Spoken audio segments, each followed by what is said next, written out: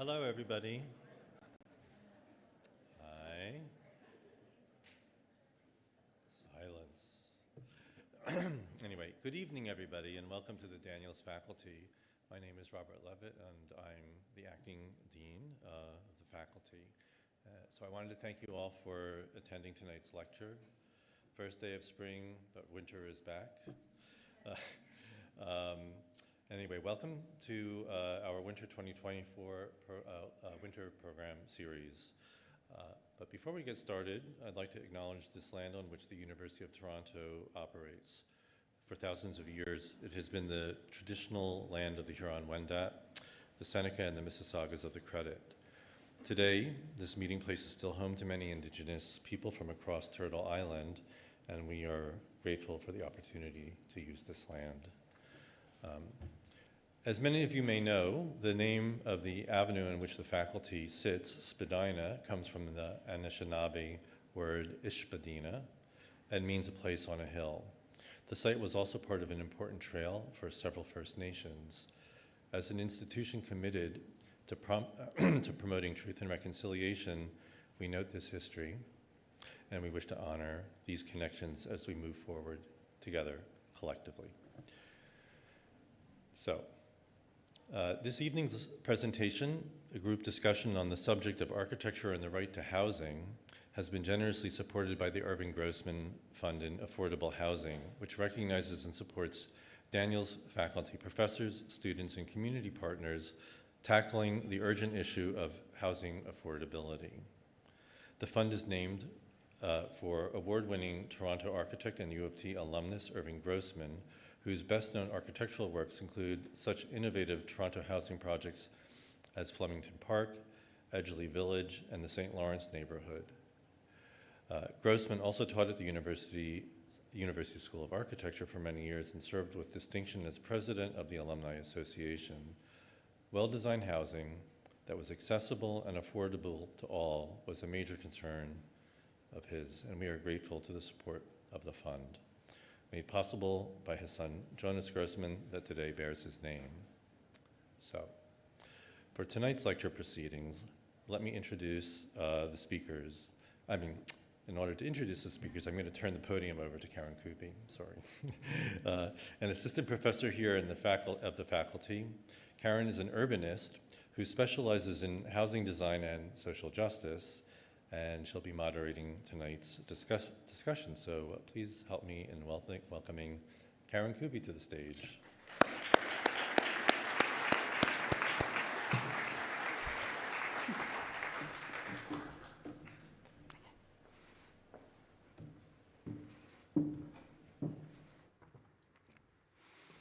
Thank you, Robert, and good evening, everyone. Housing is a human right. The right to housing, globally and in Canada, is obviously a political, legal, and economic issue. I believe it's also an architectural issue. The right to housing is internationally codified with 7 aspects, and 5 of these, in my view, are very clearly design issues. Those are affordability, habitability, accessibility for all, location, and cultural adequacy. As Eric Tars from the National Homelessness Law Center says, who provided this slide, when housing is a commodity, we have to beg for it. When it's a right, we can demand it. So who am I? Dean Levitt was kind enough to say a little bit about me. I'm here. I came to the U of T and to Canada about a year ago, and I'm lucky to have a position specifically focused on housing justice, so that's the core of what I'm working on at Daniels. And this is what I've been working on for 20 years, a career based mostly in New York, starting my career as a designer of below market housing. And I also convene the American Institute of Architects' Right to Housing Working Group. And I just want to say, oh yeah, we'll go here. Okay. And what we're talking about tonight comes out of a book that I was able to edit, Housing as Intervention, Architecture Towards Social Equity, a book Paul Karakusevic, who you will hear from tonight, has an essay in this book. It's a collection of 17 essays from around the world, asking the questions or giving ideas on the questions of how the architecture of housing can be an intervention toward social equity. So tonight we are asking two questions. One, what does the right to housing mean in practice? And two, how can designers contribute? And so this extends the work that I've had the pleasure of leading with the American Institute of Architects' Right to Housing Working Group. We've been doing this work for almost 3 years and asking these questions in public, similar questions to this evening of what the right to housing means in practice, how can architects or designers contribute, through a series of free webinars, always connecting a concept of the right to housing to on-the-ground architectural work. And we're going to get a nice poster for 2024. We have some amazing programs coming up, and you can get your HSWs if you want that. This is something I'm also working on in my design practice through speculative work, including this project called Aging Against the Machine, which provides a series of visions for the future of West Oakland, California, where it is possible to age with dignity and in community, building on decades of past and ongoing work in racial justice, environmental justice, disability justice in Oakland and the greater Bay Area. I bring this up because one thing that we were doing through this project is to try to visualize what the right to housing would really look like. We can talk about a failure of policy, which is definitely the case in failing to achieve the right to housing.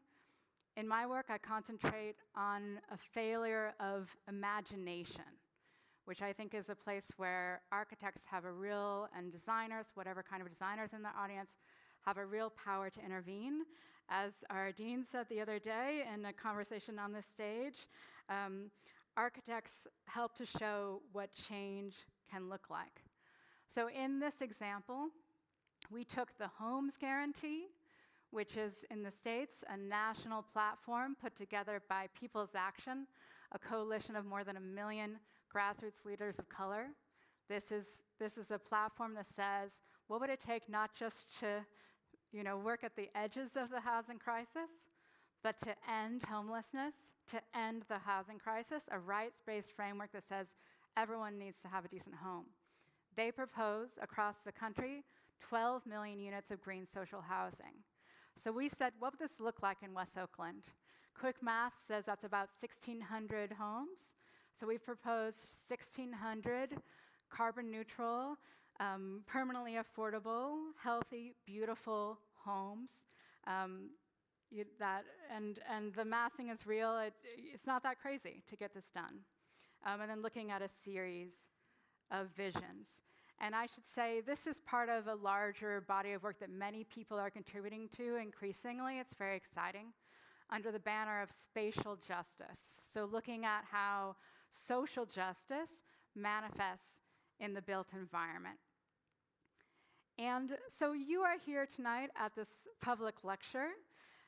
Just hours ago, related to tonight's program, we had a closed-door roundtable with 13 participants and me, looking at the questions we're talking about tonight, but today we were focused specifically on the Greater Toronto Area. So it was great. I'm sorry you couldn't be there.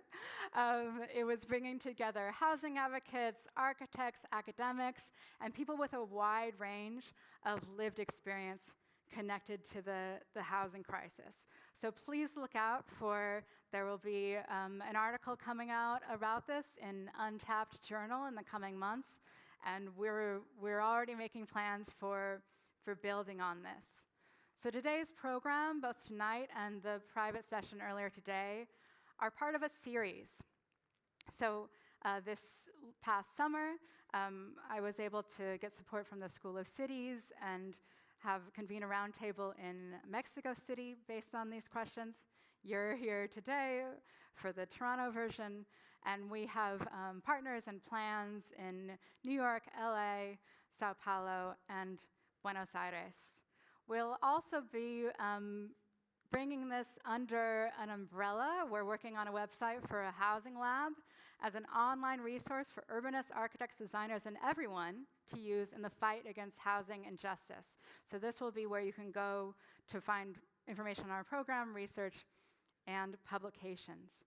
I have some important thank yous to make. Dean Levitt thanked the Grossman Fund in an official way, and I would like to follow up in a personal way.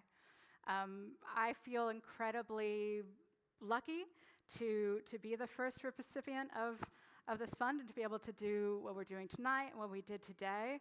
I wish I had met Irving Grossman, and it's such an honor to play a small part in bringing forward his very important legacy. So thank you especially to his son, Jonas, for making this happen.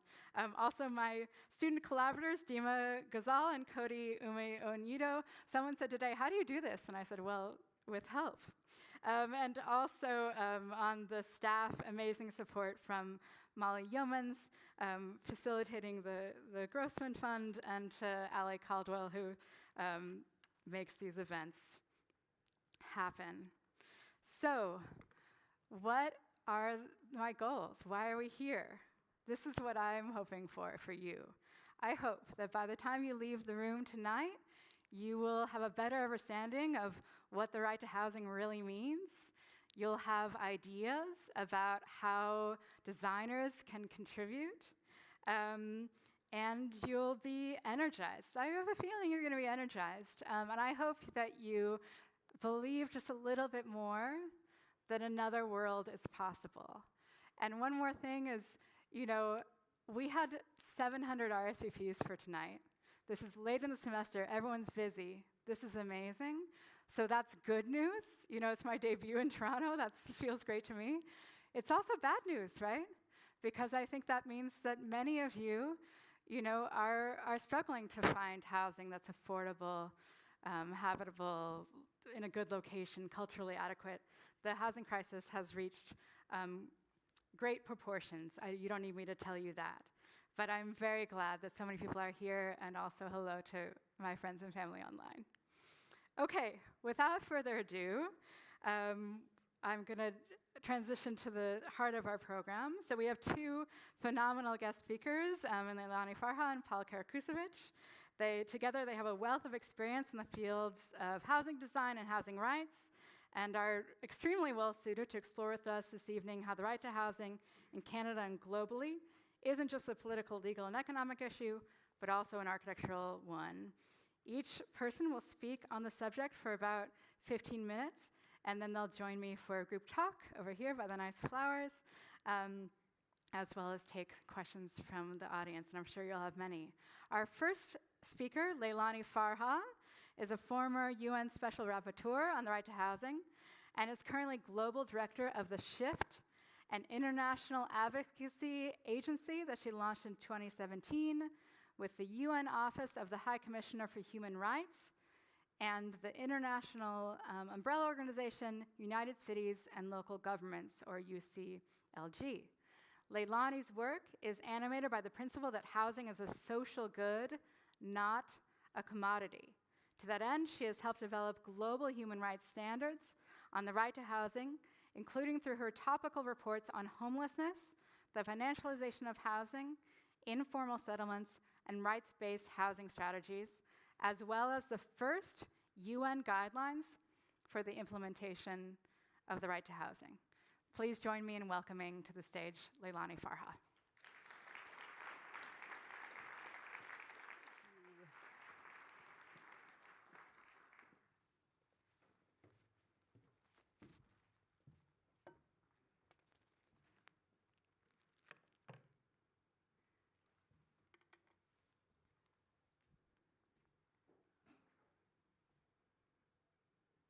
Am I live?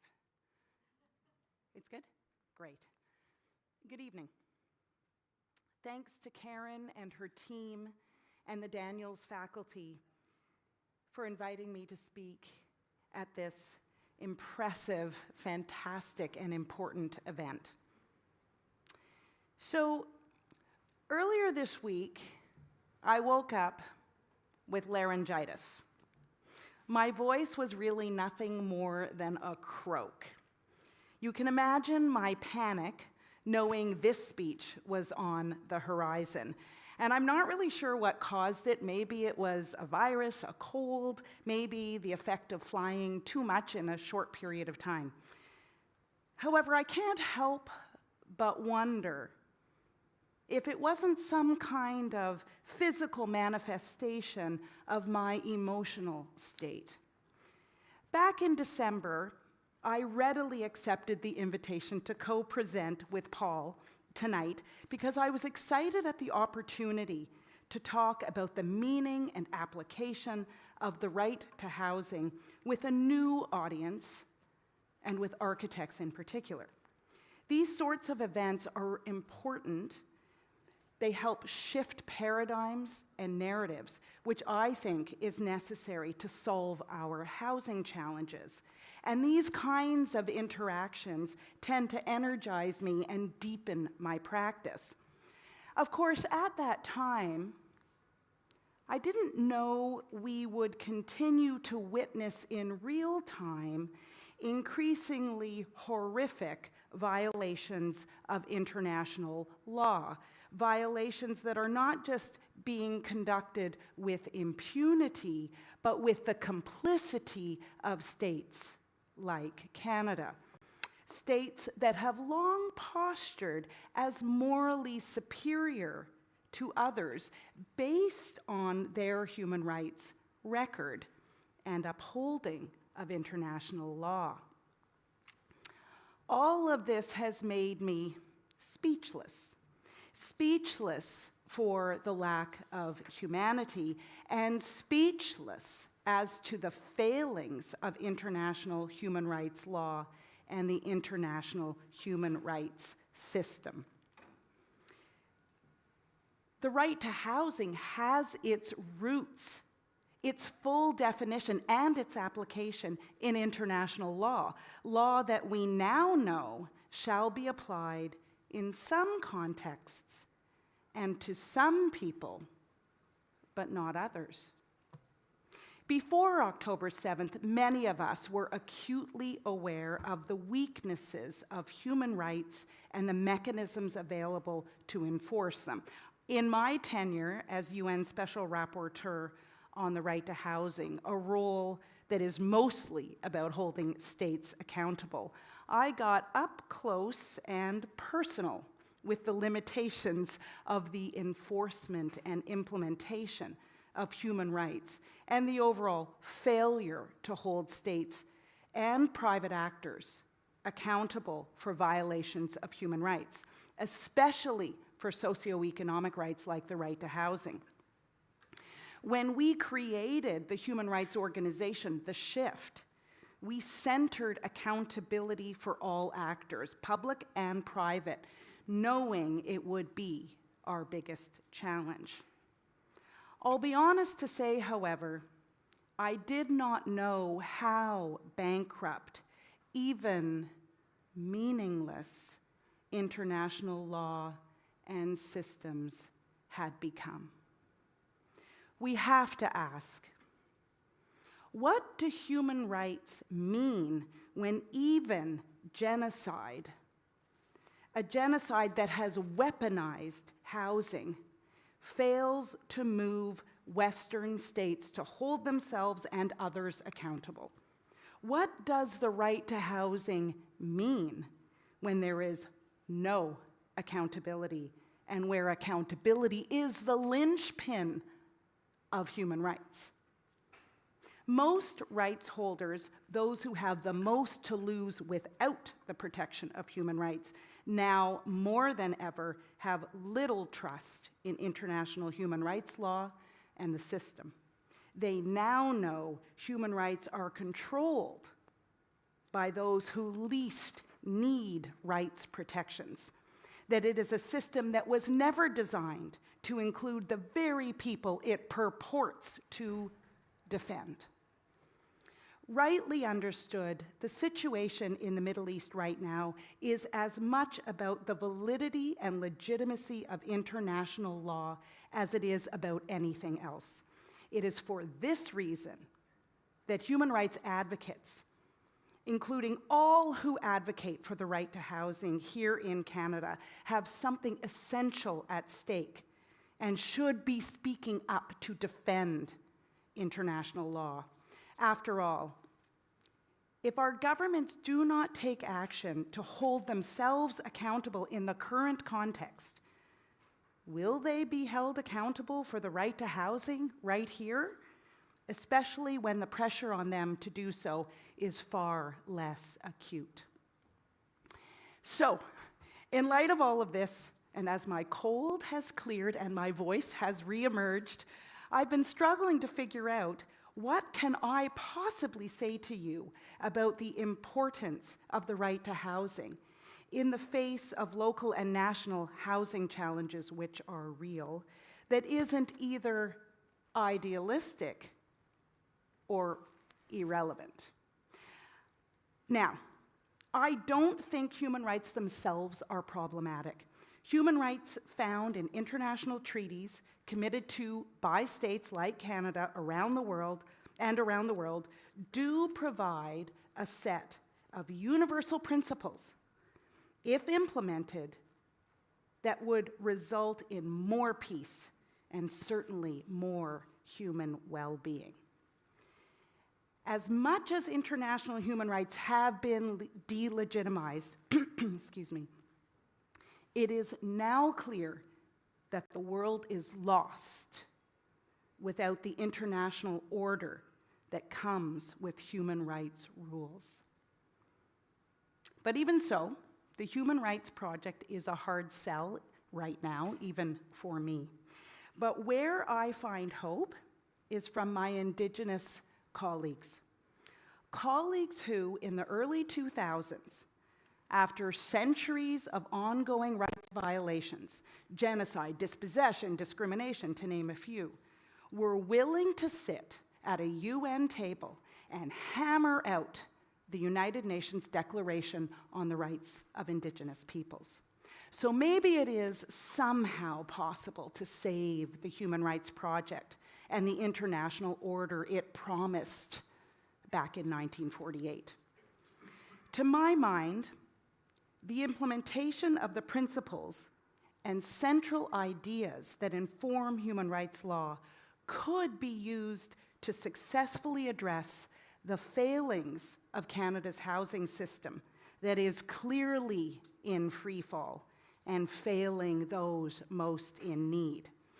Canada has a firmly neoliberal economy which conflicts with its human rights commitments. In terms of housing, that has meant government has mostly taken a back seat to industry, heavily subsidizing private actors to meet the country's housing needs with little to no oversight or accountability. As a result, Canada has a well below average rate of social housing compared to other OECD countries. The rental housing we do have, old and new, is unaffordable, particularly for all people in receipt of social assistance and all minimum wage workers. There is an increasing dominance of institutional investors in housing, corporations, pension funds, private equity firms, investment trusts, who often price tenants out of their homes, displace and evict tenants so that buildings can be repositioned as higher-end assets, which benefits their bottom line. Canada has a massive number of people living in homelessness, a shelter system that is less safe than living rough, and no solutions on the horizon to address homelessness and the growing numbers of people living on streets and in parks and on sidewalks. Canada has a spotty and relatively weak tenant protection system across the country. Tenants lack security of tenure, they lack protection against rent increases and evictions. And to cap it all off, the best response that most of our governments have come up with is to change some zoning laws here and there and provide incentives so that industry, the very actors that have helped cause the crisis, will build more housing. The kicker being they get to call it affordable, even if it isn't. So the conditions I just described are all breaches of Canada's obligations with respect to the right to adequate housing, which, as Karen has already talked about, in its most simple form, means the right to live in security and with dignity. And it guarantees all the things needed for that. Things like housing that's affordable, so you have money for other basic necessities. Housing that's habitable, protects you from cold and from heat. Housing that's secure, reducing the threat of eviction and displacement. Housing that's culturally appropriate and in a good location, close to jobs, transportation. And housing that's accessible no matter one's socioeconomic or physical or mental state of being. So, how do we insist on the right to housing to produce these outcomes in the current context? I think if we want our housing system to produce human rights outcomes, we need to make some bold transformations, especially to our advocacy. First, we need to entrust human rights to their proper stewards. Simply put, the housing sector, from government to civil society in Canada, is not representative of those whose rights are at stake. It is too white, too male, too old, too able-bodied, too middle class. We have to ensure that those whose rights are most at stake dominate the discourse, that they have the spaces, places, and resources to make decisions about the advocacy agenda and what real change looks like in this country. This is what self-determination means. Self-determination is a fundamental human right and must become part of human rights practice. This is not easy. It is one of the hardest things for governments to do, and it isn't even easy for advocates because this is about ceding power and decision-making authority. That means many of us will have to step aside or play a more facilitative role and less directorial role. More listening, less talking, which is what laryngitis is really good for. If we can do this, I think we might end up with a far more radical transformational agenda. Second, we need to create a right to housing movement that is cross-sectoral, that includes public and private actors, as well as more integrated civil society. I'd particularly like to see better and more collaboration between housing groups, Indigenous groups, financial transparency groups, climate groups, urban planners, architects, frontline housing workers, immigrant and refugee sector, youth sector. There is no possibility that Canada's housing challenges will be solved unless we are all in. Where the urgency of the moment and the audacity of the violations, especially in a wealthy country, motivate and propel action and resources. This too, not easy. The housing sector itself is splintered. There isn't one single goal that drives action at the local or national level. And that may very well be because those whose rights are most at stake aren't front and center. I feel strongly about the need for a movement because that's what I think we've learned that it takes to make change and to hold our governments and the private sector accountable to human rights. Think back to the last 166 days. This country has never seen, at least not in my advocacy lifetime, more action on the issue of accountability. What have we seen? Protests on the street week after week in cities, big and small, petitions to Parliament, letter campaigns, investigative reporting, op-eds, podcasts, legal cases, social media posts, webinars, boycotts, civil disobedience, going after the private sector, press conferences of First Voices. So, I think the actions that have occurred have really important characteristics. Those actions that I just listed have really important characteristics we can learn from. The bringing together of diverse sectors and peoples. This has been an all-in thing. Meeting the moment. Not being polite. There's been no nice the last 160 days. It's been all out. None of this chummy with politicians. It's been bold, gutsy, and not polite. And I just want to pause and say that I think this emphasis on the private sector is something we need to take back in the housing circles, in the demand for the right to housing. We need industry to understand that they are co-responsible for solving the crisis that they have helped to create. That they have human rights responsibilities, that when government hands over housing to the private sector, human rights conditions attach, whether government says so or not. We need to bring private actors into the tent. And perhaps we start with those who've already started to show some inclination, those who care about ethical investing or ESG or social impact. I urge all the architects out there to use your relationships, especially where you're working, obviously, in residential real estate and with developers. Push them on affordability and habitability. Ask the right questions about the project. And maybe where you can't influence, forego jobs that you think might contribute to the housing crisis. Okay.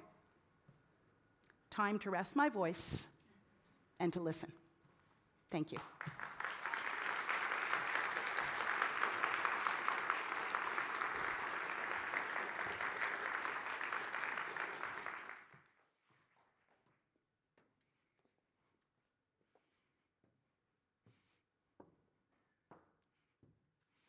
Thank you so much, Leilani. I will now introduce our second speaker. Paul Karakusevic has come in from London. He's founding partner at Karakusevic Carson Architects, an award-winning practice at the forefront of public housing design across the United Kingdom, focused on working with the public sector. So you have a call for architects, and Paul's going to show us how he's doing what you're talking about. Paul's firm has been appointed as architects and master planners by 15 leading London councils, the Greater London Authority, Transport for London, Portsmouth City Council, Homes England, and Olympic Legacy panels. In 2021, the firm was selected via international competition for public projects in France and Canada. The latter include the master plan for the final phases of Regent Park and Alexandra Park Estates for Toronto community housing. Join me in welcoming to the stage Paul Karakusevic. Thanks, Karen.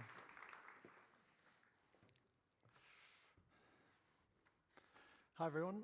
Great to be back at the Daniels School, and thank you very much for the invite, Karen, team, Dean, and helpers. It's been a wonderful day, and super to be back in the city and in the university. So a few little stories from London about a little practice that started 25 years ago with a mission to work in the public sector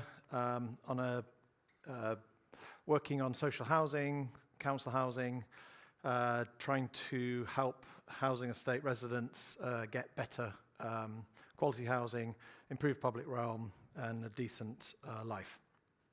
So a couple of images from the studio and from what we've been doing over the years. We're now 100% engaged by public sector clients and community groups, and one housing trust, one housing association, which we think is quite unique to be solely employed by the public and civic sectors. So everyone in the studio drawing furiously, happily rather than furiously maybe, but with residents in mind and communities at the heart of what we're working on. It's not always been like this. We had a post-war tremendous housing program in the UK. I think there was also a similar one here. That was all stopped in the mid to late 70s, and obviously since then there's been almost 50 years of chronic neglect in the public sector, certainly in the UK.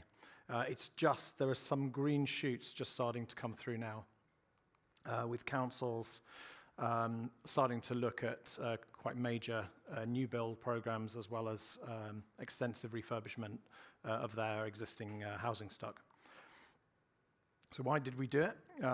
As a business idea, as a young studio, I only graduated 2 years earlier from the Royal College of Art, and we set the studio up to work in the public sector, thinking we'd win a museum or an opera house somewhere, and 2 years later, having no major competition wins under our belts, somebody felt very sorry for us and offered us a little bit of community housing in the East End, which was sort of almost a dream job for us. We'd also been entering European competitions and other ideas for community housing across Europe. So from a little interview in the East End with the community group, we started to get a deeper understanding of council estates, public housing, and some of the conditions that the residents were living in. And these were the issues we were observing at the time. Our studio was at the top of Hoxton in Shoreditch, which is now one of the probably most gentrified areas in the world. But at the time, 25 years ago, it was very different, and the residents were living very difficult lives in unloved housing estate conditions. I think there was also, I think, an excitement for us in that no one else was talking about public housing or council housing at the time. So as a young office, to have almost no competition, no other practices were talking about it, young or old. Everyone was either trying to do a funky record shop, work for Selfridges, or get that all-consuming public art gallery or major commission.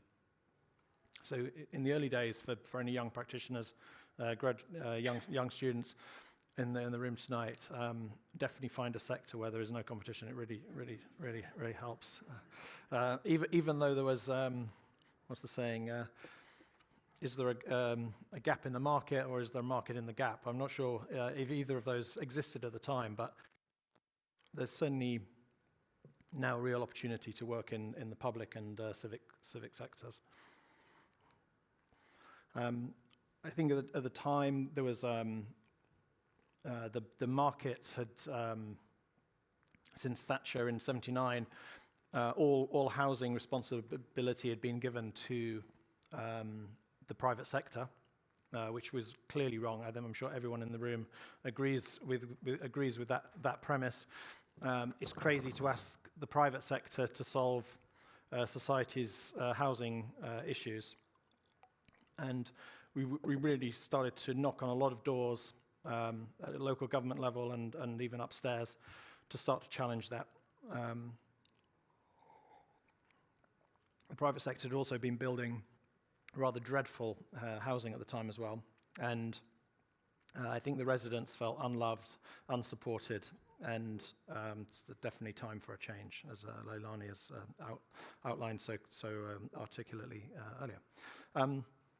So a couple of projects from London initially, starting 14 or 15 years ago, when the councils were given proper funding powers and free reign over their big housing estates. So as an example, Hackney own 35,000 homes, a lot of land, a lot of public estate land and other land as well.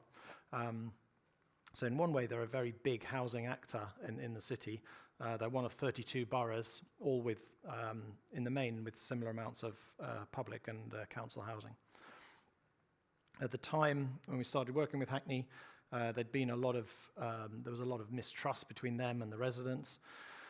A lot of the estates had been left to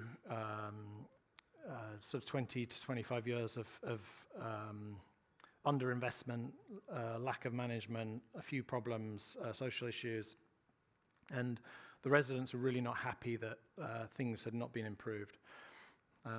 So we won this through a selected competition. 15 years earlier, 2 of the big towers on the estate had been demolished, and leaving a series of 6-story ziggurat buildings around the edge of the estate and a huge gravel field in the middle that the residents had been looking at for 15 years. And you can see the conditions on the top left here. This is how many residents had been living in the upper levels, everything downstairs boarded up, and quite chronic underinvested accommodation.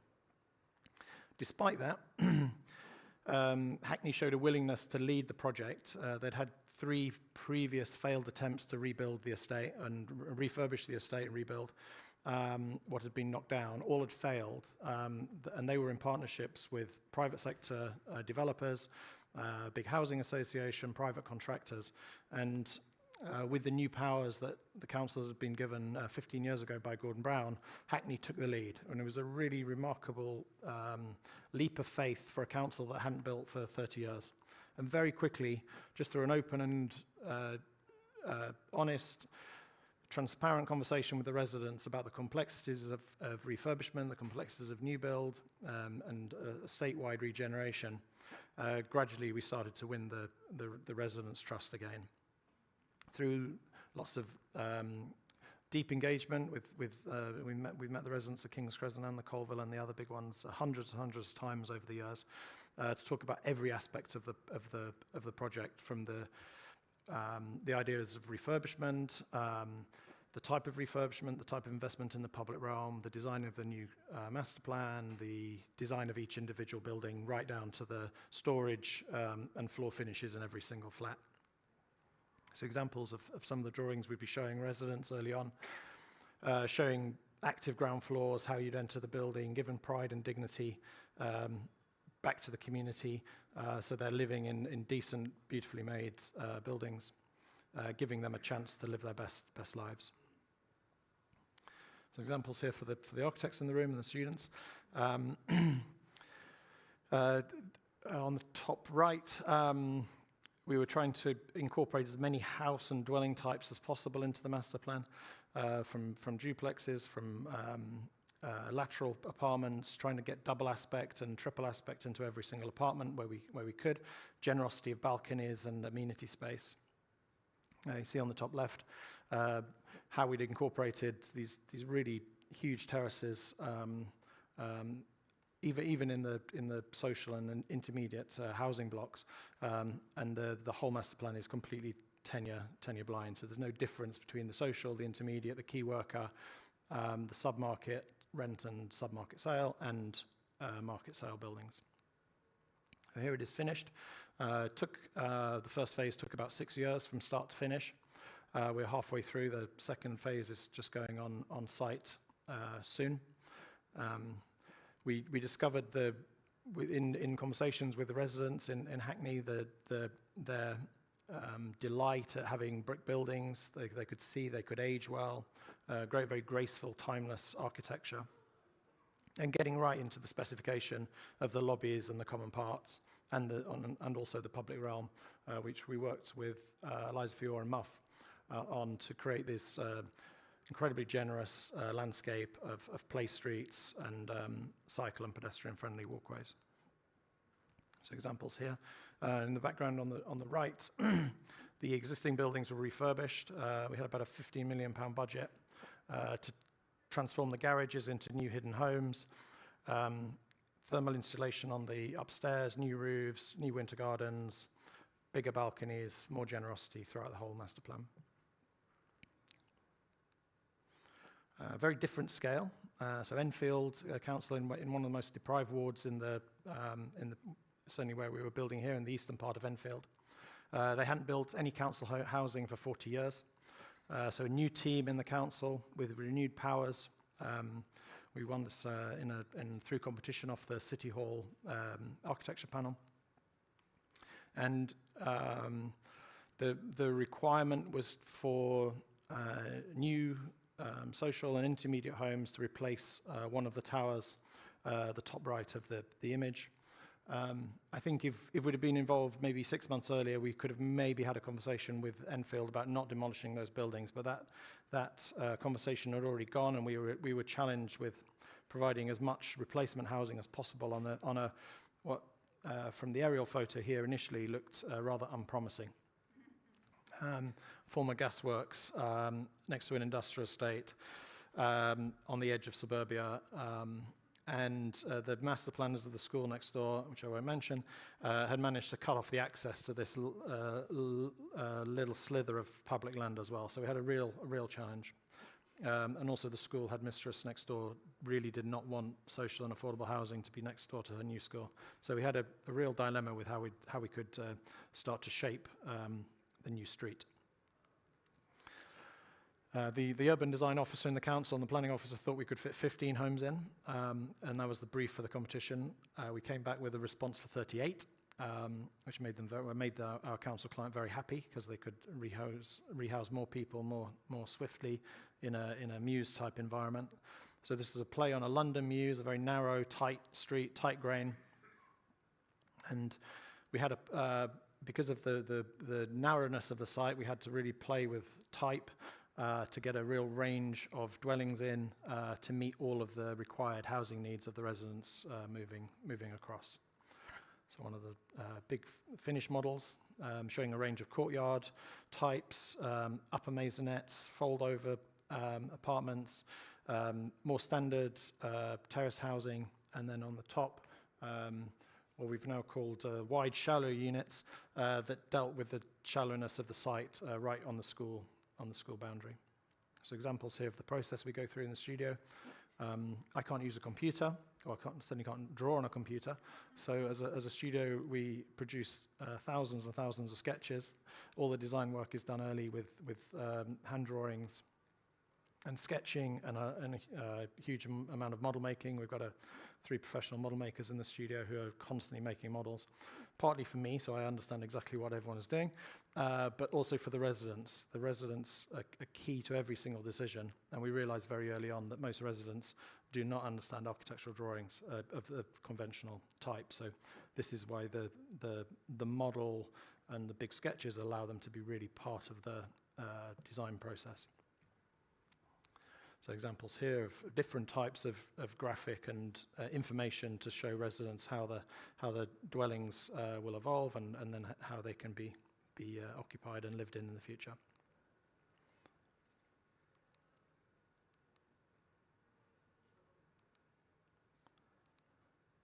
I'm going to speed up. So this was during the design process here, halfway through. Getting towards planning, suddenly the local council planner said we actually need to add in car parking spaces, which we now wouldn't need to do, but at the time there were still planning requirements. So amongst everything else, amongst the 38 homes, we also had to fit in some little parking spaces and garages as well, but we used that opportunity to create the lovely external terraces above as well. And one thing that by having the council as our client, not having anyone in between us, the client, and the residents, and by the council controlling everything right up until the contractors are appointed to lay the bricks and the foundations, we can capture as much social and civic and also financial value from the project. So. And these are all English local bricks, very, very high quality, and we were allowed. There was a tiny bit of value engineering right at the end of the process, but all the key materiality, all the key design decisions survived that value engineering process at the end, just because the council were in control and there was no private sector partner telling them what to do. So here's the street in reality, just post-completion. It's been fascinating. We've been going back every 2 years since this was finished to interview the residents to find out which aspects they really like, from the Muse Street, from the public realm, from the approach to their front door, right through to how the kitchens, dining, living room, terraces, and bedrooms function. And we're trying to feed all of that information back into the new projects. And then more locally, it was a great honor. We got a call from our friends at ERA in Toronto, I think right in the middle of COVID, and say, do you fancy entering a competition in Toronto? At which point we said, of course, what is it? And we knew about Regent's Park. It's a real, lot of international press at the time, some good, some not so good. But the brief was one of the best briefs we've actually read, commissioned by TCH, Toronto Community Housing. And I think they realized the earlier phases of Regent's Park, phases 1, 2, and 3 had been good. But with a housing crisis, with more demand, maybe there are opportunities to learn lessons from the earlier phases and make the final phases 4 and 5 even better, and shake things up a little bit and work very closely with the residents to develop a world-class public realm and then also world-class affordable housing. So it's a huge site. One of our biggest projects is right at the northern edge of the Regent's Park estate, between Oak and Gerrard Street, just south of Cabbagetown. So a really interesting context to be working in. And it's the decision to look at 100% demolition had been made many decades earlier. And through this process we did, so I'm struggling with Leilani's laryngitis as well. And there were considerations, could we keep some of the original buildings? But actually it was a resident decision and a TCH decision not to, and really move forward with taking away all the 2- and 5-story buildings on the northern part, which is that section at the top, and create a new, finer grain, public realm, street-based master plan that responded to the rest of the estate, and also to Cabbagetown, and sort of reintegrating the Regent's Park into the wider neighbourhood. So examples here of the millions of sketches. So we had to start engagement during COVID, which was quite a challenge with a new resident group and a new client group. But we persisted and met many times, and then obviously in person as well, as the project progressed. So we were looking at opportunities of, this is the old boiler room in the middle of the master plan. We were looking at maybe how that could be incorporated. Huge investment in a new public library, a new public square. Examples through conversations with the former councillor, the community, how we could seed small businesses from people on the estate and in the immediate neighbourhood, small entrepreneurs, how we could have meanwhile uses, how we could create a really active ground floor and public realm. Often housing estates can be seen as slightly monocultural, only residential, no mix of uses. So we were trying to change that and have a totally active ground floor. So urban diagrams just showing the big moves of public realm, stitching, green links, landscape, pedestrian access, cycling, north, south, east and west, and also how we could create an uplift in the original master plan to create as much affordable housing as possible. So evolving sketch plans, just testing all of these ideas. A model which I didn't realize was going to be projected so big, but this was a 2.5 day model in the workshop, which we brought over on, I think, our first plane journey over to meet the residents and clients, sort of halfway through the process. So this animated, very generous public realm. The residents, I must say, Regent's Park were incredibly supportive of the process. It often I think historically, not necessarily Regent's Park, but often these huge estate transformations can be seen as top-down. And I think TCH really wanted to work very closely with the Residents Association and the different groups within the community to evolve a scheme which would talk to everyone, respond to everyone's housing needs, but also civic and social requirements as well.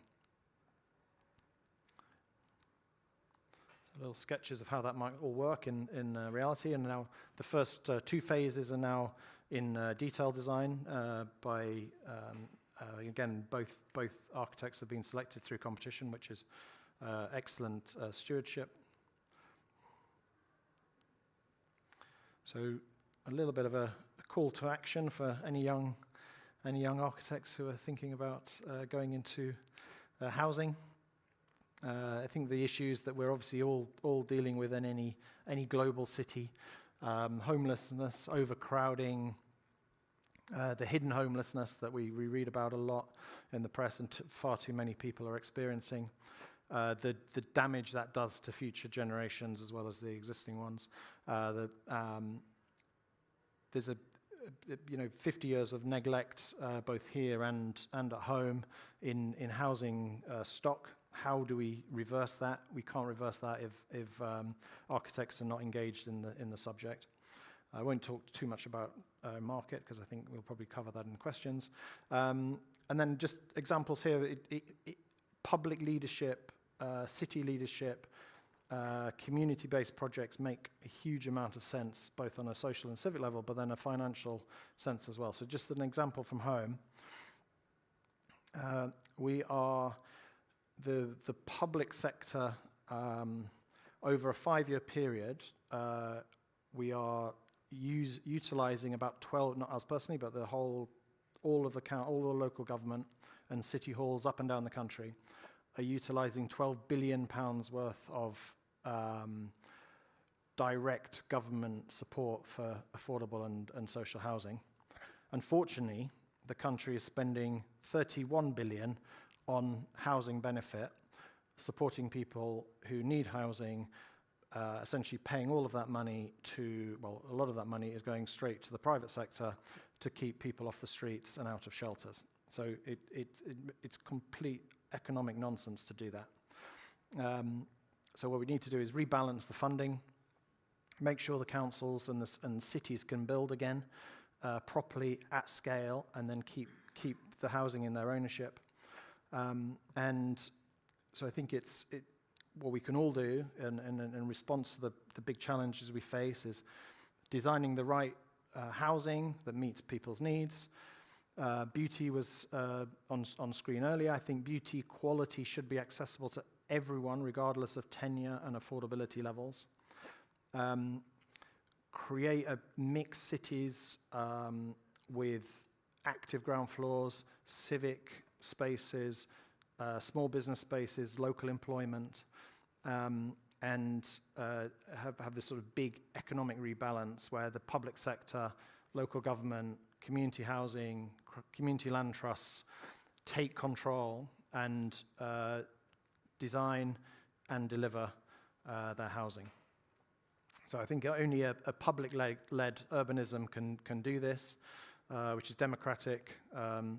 Resident-centered, the workshop earlier was brilliant. A lot about where residents and communities sit in this process.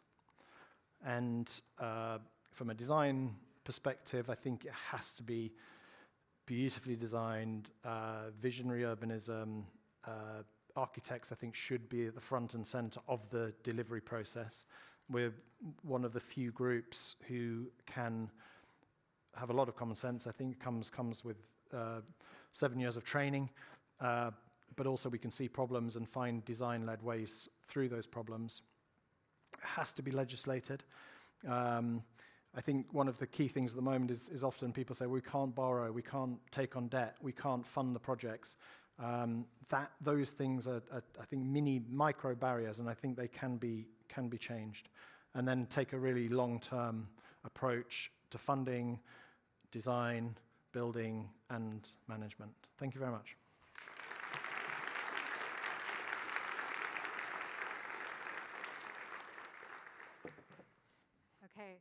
Thank you. Paul, I invite you to join me Okay, over here, super. and Leilani, come back on stage, please.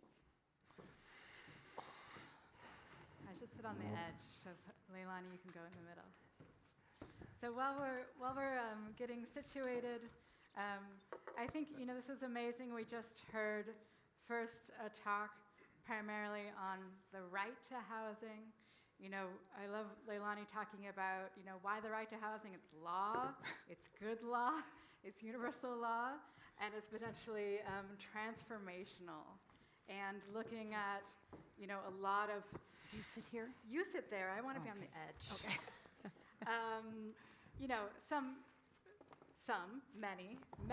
Many very difficult challenges. And also how you're talking about what makes you hopeful about the potential for a mass right to housing movement based on what you're seeing, protests in the street, etc. And then hearing more about public housing with a public client, public-led. And I think, I like to talk a lot about what's going on in the UK, because if I talk about Sweden or something, people stop listening. But this is a hyper-capitalist place, a place that didn't do social housing for decades, and now they're doing it, and it's gorgeous, and people are, have much better lives because of it. So this is exciting to see what kind of change is possible. So to start with questions. Something I love about both of you is that you're visionary and you're practical. So maybe to start with Leilani, you have a lot of architects in the room. What might be, one project that you could imagine for Toronto or somewhere else in Canada that would help work toward the right to housing that architects might be able to help with? Sure, it's a good question. Both Paul and I identified homelessness as a real issue and a real risk, and obviously Toronto has the highest rates of homelessness in the country. And so I feel an urgency around that because of the direct connection between homelessness and life itself, right? You have the life expectancy is 50% lower for a person living homeless than a person living in adequate housing. So I would love to see, now this would take the goodwill of a city or a mayor like Mayor Chow, but I would love to see architects working with a whole bunch of other actors, including residents of a tent encampment or tent city, to dream, vision, and imagine that very space as long-term housing for that community that's already there. So not displacing them and getting them to doing something elsewhere. I mean really on that space. So that would require the city to regularize the land and say, okay, we're gonna cough it up and we're gonna turn this public land into a place for long-term housing, and then to work with that community that has set itself up as a community in most cases for a reason, and they have all sorts of ways of setting up those communities that work for them, to then turn that into something longer term, more permanent, not longer term, long-term, more permanent, affordable housing. What do you think? Great. So maybe you can come up to Leilani after that if you want to. Mm-hmm. Okay, we have Paul, are you in? Two people clapping. I'm right in. People clapping. So I asked Leilani to talk about architecture. I'm going to ask you to think at a bigger scale. So you ended with this vision, public-led work, etc. And you've done amazing work in Toronto. So at the scale of the Toronto or the GTA, what do you think is possible? We've seen great transformation in the UK. What do you think is possible here? I think it's obviously a phenomenally wealthy country and a very wealthy city. And I think often politicians and talk about numbers and quantity. And I think if the city agencies and the TCH can start at a small to medium size and prove the concept of the city being the social developer at 50 homes, 100 homes, 200 homes scale, go through that process, working very closely with the residents and local neighbours and community, and then show that to the world, I think that is a real opportunity. I think that it feels like there is a moment here with new civic leadership. There's tons of land here. I've never seen so many car parking lots in any city. There's tons of space, and I think the city agencies could start to build very cleverly, and the housing that is obviously it's very plain for everyone to see, the people living out on the street or in the tented communities. I don't think it's good enough. It's terrible to see it in London, it's terrible to see it here, and I think cities like this have to get on and bite the financial bullet and just get building beautiful housing that people can move into, so they're not living outside in minus 15 and minus 20. I think it's unacceptable. But I think start at a small to medium scale. Don't say, oh, we're going to do 20,000 homes tomorrow. It's not going to happen. Do a few hundred and make sure they're amazing, and then grow the social sector. Great. Thank you. I have some more questions, but we have a big audience. So let's turn it to the audience and see what the first question is.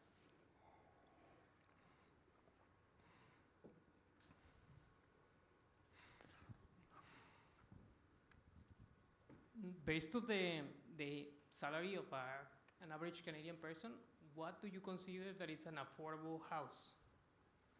At which price will be? I am not Should sure we answer? Yeah. Should we answer? So I missed the first. Can you repeat the beginning? Yeah, I'm We sorry, missed the beginning. just the first person always gets very You're nervous. doing great. Yeah, no, it's more like you were talking about like affordability. Sorry. Yeah. Affordable housing. So I would like to know, what do you consider that is like an affordable house, considering that the average Canadian makes around $60,000 per year? So what do you consider affordable? Yeah. So do you want us to answer, or are you going to collect the questions? I think, go ahead. Answer?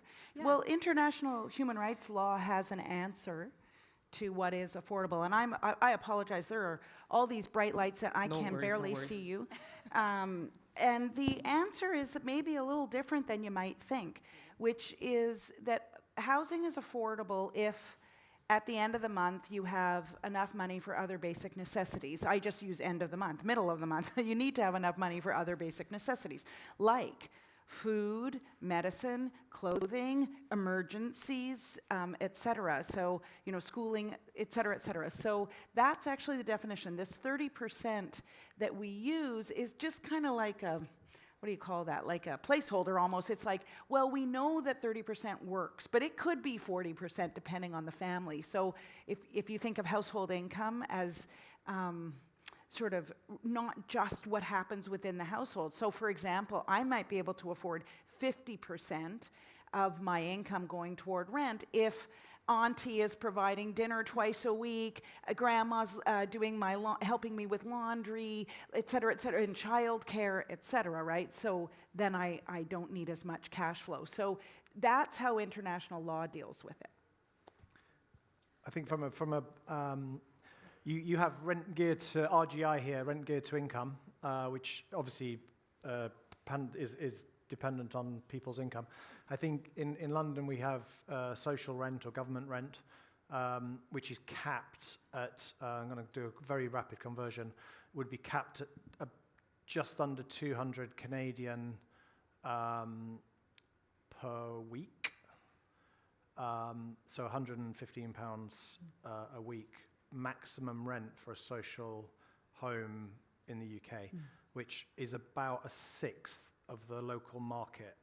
And that's even a low market. Obviously, there's much more expensive, but so a quarter to a sixth is the sort of a sort of typical level for the cheapest government/social rent. And then there's maybe on all of our schemes, there's now maybe 3 or 4 genuinely affordable up to this 35% level that the mayor and the councils have introduced. Because I do think it's really important there is a blended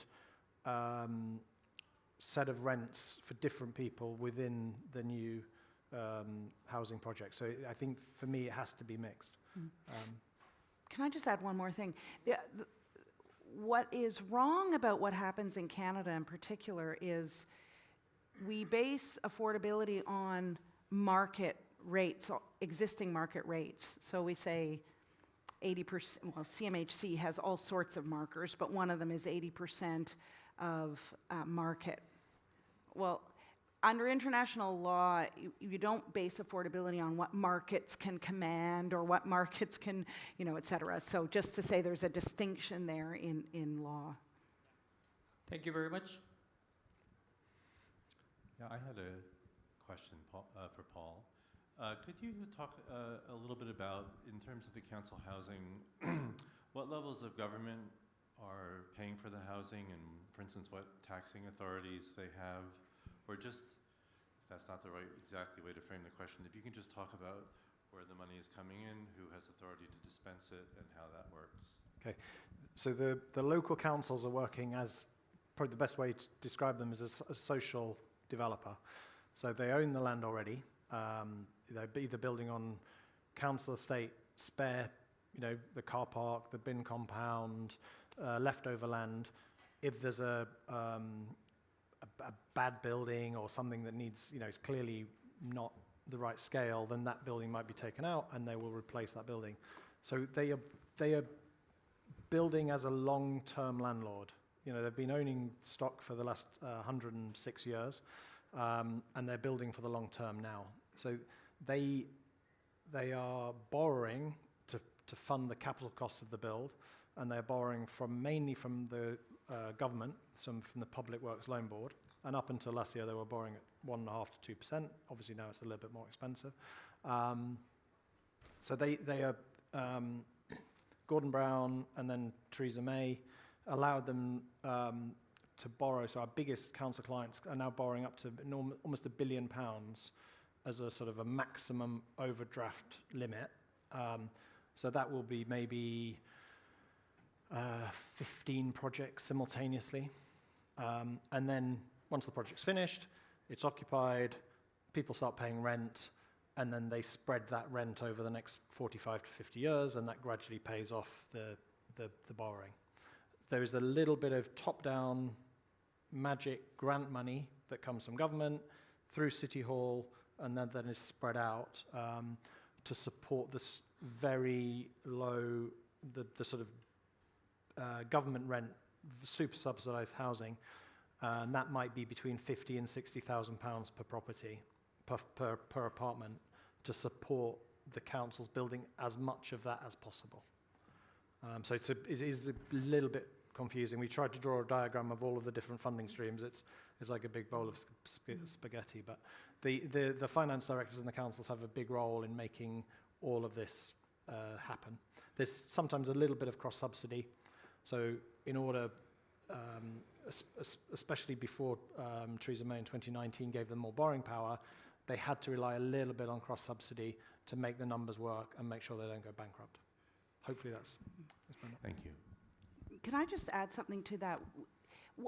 I think that's an important question. When we're sitting here in Canada and we're looking for examples of, like, you know, what can we borrow from other places? Part of our problem is our jurisdictional quagmire. We're a federal state, and so it's not to say that we can't borrow, and for sure we want to borrow from what you're doing, because it's phenomenal. The images are just so, I was salivating, like, imagine, right? Well, we get it in Regent Park, so thank you. But, I mean, you know, so who do we look to then, right? So we look at Germany, a federal state, where housing is devolved to their provinces, the US, Brazil, Mexico, and so, and many of those places do have the same problem that we have, where there's stasis at one level of government.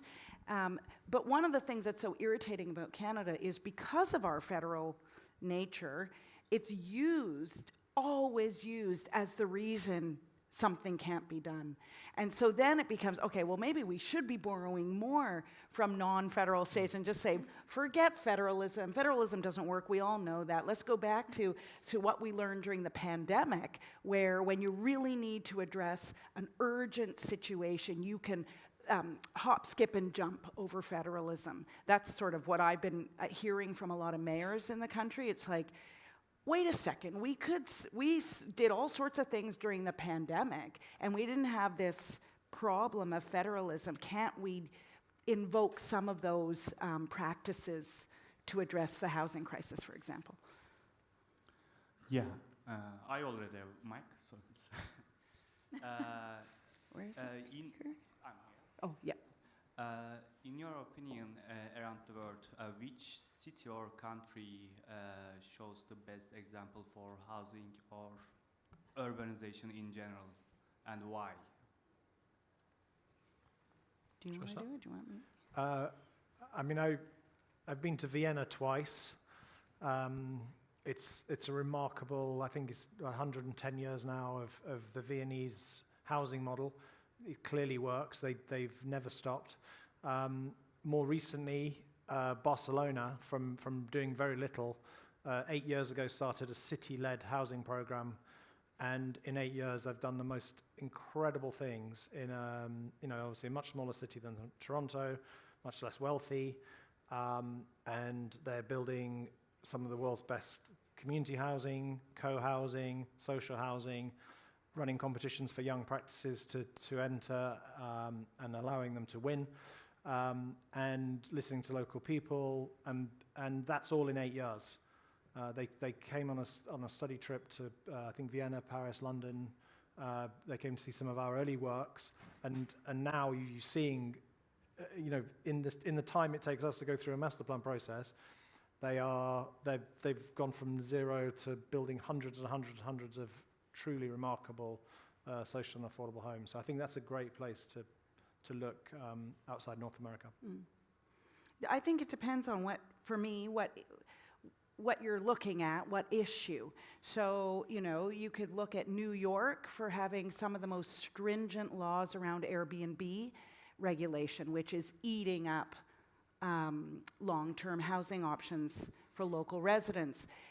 I think Barcelona is a great example of pushing back against financialization, really trying to control private equity and the way it has dominated their housing market. Lisbon as well is sort of coming along. So for me, it depends on the issue. Of course, everyone says Finland for homelessness because they've adopted at national level. They don't. It's not a federal state, so they have a centralized housing at the national level, and they've adopted a housing first approach to homelessness. So shelters are very temporary, 24 to 48 hours. No one stays there longer. They get moved into long-term housing right away. So there's lots of examples. Singapore is a really interesting example if you don't mind living in a high-rise and not beautiful high-rise, right? I mean, so there, but everyone is housed in Singapore, and they seem to have found a sweet spot for them between financialization and social housing. So they have a lot of social housing and they have a lot of financialization, but it works. Some of them are beautiful. Yeah, some. That's true. Hi. Hi. Thanks so much for putting on this evening's event, Karen, and for inviting Paul and Leilani. And thinking about this idea of listening, I'm wondering if there's a different process that's undertaken in a project that involves a right to housing or affordable housing for a community, both in terms of assessing the sort of mixity of housing types, but maybe to address this idea of cultural adequacy. And London's such a diverse city, Toronto's such a diverse city. Is there a different process that's undertaken, either in terms of the engagement or collective design or collaborative design processes, or showing even kind of different steps of the project along the way? I wonder if you could speak to that and how that yields a different outcome. Of course. I mean, on some of the estates, there'll be 50, 60, 70, 80 languages spoken, and all types of family makeup, an extended group. So we try and have an approach of as many different dwelling types and configurations as possible. It leads to a lot more drawings when we're doing the detailing, but we try and avoid just stacking everything and having cookie cutter flat types everywhere. and I think that I would say our clients in the last 5 to 10 years have become much more aware of this, and they're much more responsive now to residents' needs, desires, ambitions for how they're going to live. In real terms, that may mean, you know, if it's a house, it might have an outrigger at the back where an elderly relative may live, or a teenager. In an apartment, it might be about adaptable configurations of kitchen, dining, living, different types of bedrooms, separation of living and bedroom spaces. Just got total common sense, like making them as livable as possible, but always done through very deep conversations with the residents to make sure what we're designing is going to fit their lifestyles. And on the human rights front, there is a human rights process, I would call it. We use the term a meaningful engagement, so you wouldn't be working with it. It's absolutely in keeping with what Paul just described and his entire practice. So you wouldn't engage and work with a community without meaningfully engaging them. And it actually means something very particular, so it's not bullshit, excuse the expression, because that can be, consulting and all of that. The people with whom you're working have to be able to make decisions. And the minute if you put that down as the rule, then that changes everything, right? So the human rights advocate isn't making the decisions, it's the community members. And I've seen some really beautiful examples of that. In Jakarta, there was a community that was really threatened with tsunami waves, and the government wanted to come in and get rid of all the homes. It was informal settlement, get rid of all the homes and put in a cement wall and all that stuff. And the community managed to sit at the table with the government meaningfully engaged them. The community decided that what they were going to do instead was have their homes cut in half. Literally, they were long and narrow, so they had them cut in half, and they planted mangroves all along the waterfront to keep the tsunami waves from coming, and that was their solution. And the government meaningfully engaged them, allowed them to make the decision, and allowed that to proceed. So it can be really beautiful when it works, and when governments can give up that power. It's not easy. Hi, thanks for putting this on. Regarding financing a house, I used to be a mortgage broker in the 90s. It was about $160,000 to buy a house then. It's over $1 million 1.2. now. Now, the big banks in Canada all make about $1 billion profit a year. And a lot of that is because it's compound interest. So when you buy a house now, you pay, even then, you pay double the amount of the face value of the house that you bought it for, with the compound interest. But there are some banks, even in Toronto, that will do a mortgage at simple interest. It seems to me that it would be easier, because I think most of the people here would love to own where they live, that they not have to rent it from the bank for 25 years. Has there been any work towards that, the banks? Yeah, so that's the question. Has there been work on with respect to trying to get the banks to be more human rights compliant and produce human rights outcomes? So we can finance our own dwellings rather than, so change the model from compound interest to simple interest. Yeah, I don't know work being done on that very specific thing. My organization has written a thing called the Shift Directives, and it's really about addressing the financialization of housing in its many forms, and we include a section on banking, more looking at central banks and their role and the way they're setting interest rates, et cetera. But nevertheless, I mean, it's certainly within my scope to look at banks and the role of banks, but I haven't looked at your particular issue. Will you please? Sure. Thank you. Karen, there's lots of questions over here. Yeah. Well, I think So there's we're younger- we the have younger one more, crowd. right? Yeah, Yeah, the yeah. younger crowd. We have time just for one more. Oh, no. There's Yes. some over here. Yes. Where is it? Oh. Yes, it is on. Hi. The question I have, in Canada, we have a very aspirational idea, partly because of government funding for housing, affordable housing and attainable housing. The notion that we should have mixed income communities and that even within buildings you can checkerboard different income levels. The projects you've done, Paul, seem to be primarily social housing. Is there a movement in England in that regard, or is the housing stratified? I'm interested in knowing that from the housing point of view. And Leilani, does it matter from a rights point of view? Great, Thank and you. if I can ask, because we only have one question, I'll just pretend I'm part of this question. So please that one, and then what are the biggest pieces of the puzzle to move the dial to leave people with this as we're ending? Okay, so most of our projects are you would have to say they're mixed tenure, so they're from 45% social and affordable, genuinely affordable, up to probably 75 to 80% generally affordable and social housing. And it just depends on how much money the council can borrow at any one time, as opposed to if they have to do a little bit of private or more private to help pay for all of the social housing. So outwardly, the housing is completely tenure blind, so much so that 10 years after we finish the project, I forget which door is which and who lives where, and because it's just all under the same specification, the same design. So the councils normally manage their housing through a building by building or core by core, entrance by entrance. They don't generally checkerboard on a floor plate. So but in a street, they will have 3, 4, 5, 6 different tenures on a street, or if there's 4 or 5 buildings around a courtyard, there maybe be 4 different tenures around that courtyard. Yeah, that's the model.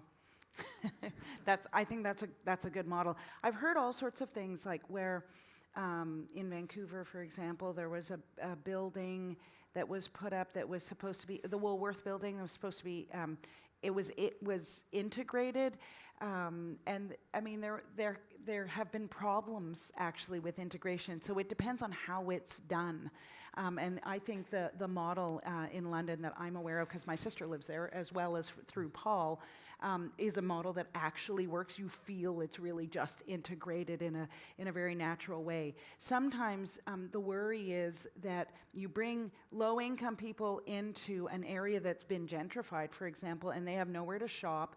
They feel out of place because they're not meant to be there, because it's been gentrified, beyond their means. So it's tricky. It has to be done well, and you have to make sure people feel that they are part of the community. And in one sentence. Oh yeah, what was your thing? One sentence? Yeah, what do you want to Okay. leave people with? What are the biggest pieces of the my puzzle? God. No, you're not ready. Shall we just You go? go. Yeah, You for it. go. I think new mayors do bring new vision, and I sense there is potential in Toronto right now to really reset the table and really lead from the front and run public housing properly as a city. And I think that's for the next 25 years. That's an incredibly exciting potential. I guess my one sentence is, I think in light of how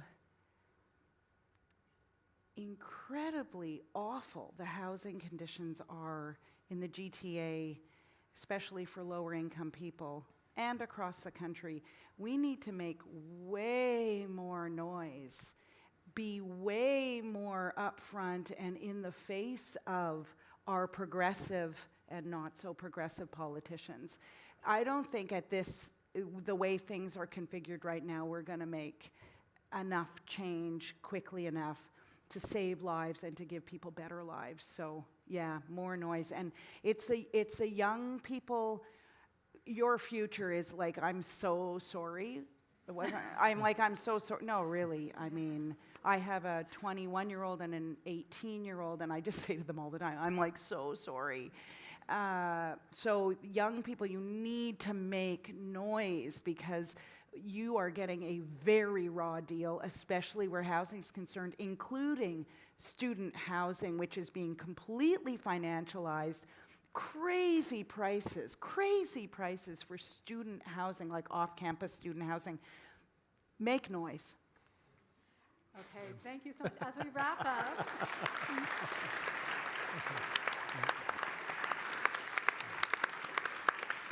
I'd like to thank all of you for coming. This has been a dream of mine in an architecture series to bring a human rights lawyer and an amazing architect from London. So thank you very, very much, Leilani and Paul, for your amazing perspectives and presence tonight. And thanks to all of you for coming. And people are already making their way to the beautiful reception through the doors to the north. Thank you very much. Have a good evening.